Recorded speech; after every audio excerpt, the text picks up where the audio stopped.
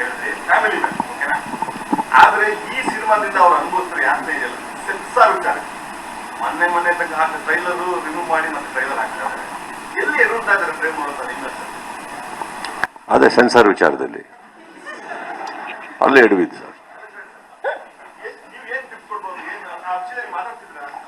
ಯಾಕೆ ನಾನು ಯಾಕೆ ಮಾತಾಡ್ಲಿ, ಇದು ಹಾಡಿಂದೆಲ್ಲ ಪ್ರಾಬ್ಲಮ್ ಆದಾಗ ಫೋನ್ ಹಾಕಿದ್ದೆ, ಏನ್ರಿ ಅದು ಅಂದ್ಬಿಟ್ಟು ಹಿಂಗೆ ಡಾಲಿಂಗ್ ಅಂದ್ರು.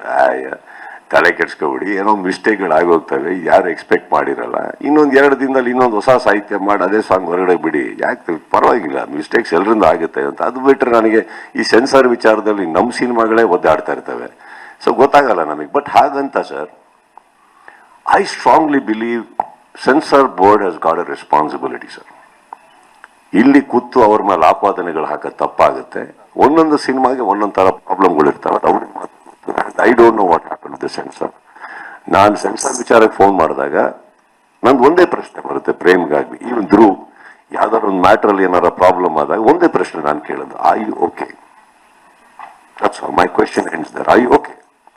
ಸೊ ಎಸ್ ಡಾರ್ಲಿಂಗ್ ಅಂತ ಅವ್ನು ಕಳಿಸ್ತಾನೆ, ಎಸ್ ಸರ್ ಅಂತ ಅವ್ರು ಕಳಿಸ್ತಾರೆ, ಅಲ್ಲಿಗೆ ಮುಗೀತು. Anything I am a phone call away. ಏನಾರು ಹಂಚ್ಕೋಬೇಕಾ ಮಾಡಬೇಕು, you can call me, I am concern sir. ನನ್ನ ಫ್ಯಾಮಿಲಿ, ನನ್ನ ಸ್ನೇಹಿತರು ಅಂದರೆ ಒಂದು ಕ್ವೆಶ್ಚನ್ ಹಾಕ್ತೀನಿ ನಾನು, I okay? That's all sir, they need to know. ಮಲಗ್ಬೇಕು ತಾನೆ,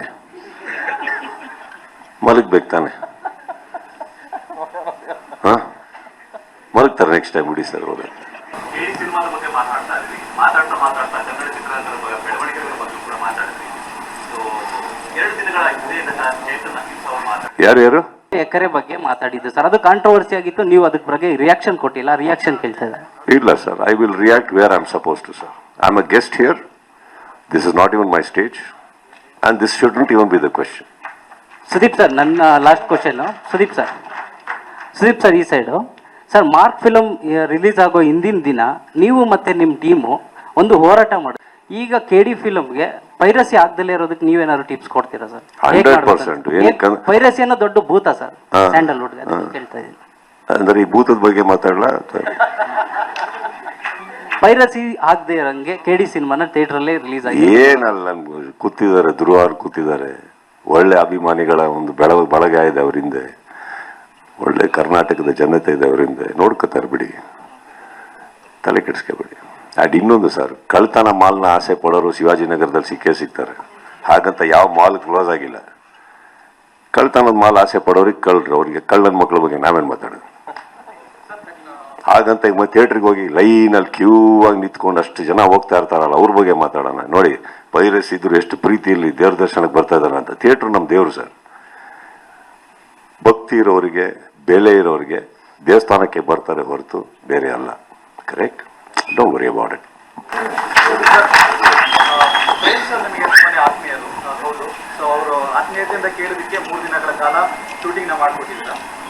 ಮುಂಬರುವಂತ ದಿನಗಳಲ್ಲಿ ಯಾರಾದ್ರೂ ಒಂದು ಯುವ ನಿರ್ದೇಶಕರು ಒಳ್ಳೆ ಸ್ಕ್ರಿಪ್ಟ್ ಅನ್ನ ತಂದು ಅದೇ ಒಂದು 3 ದಿನ ಕೇಳಿದ್ರೆ ಒಂದು ಕ್ಯಾಮಿಯೋ ಮಾಡೋದಕ್ಕೆ ರೆಡಿ ಇರ್ತೀರ?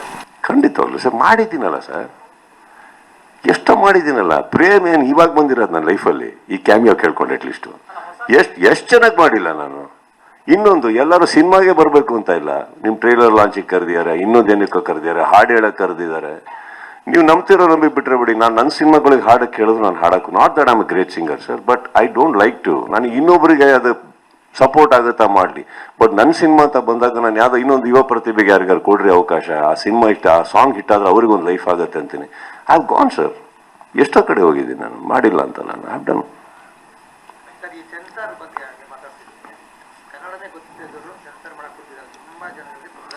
ನೀವು ಇವೆಲ್ಲ ಸುಮ್ಮನೆ ಅನಾವಶ್ಯಕ.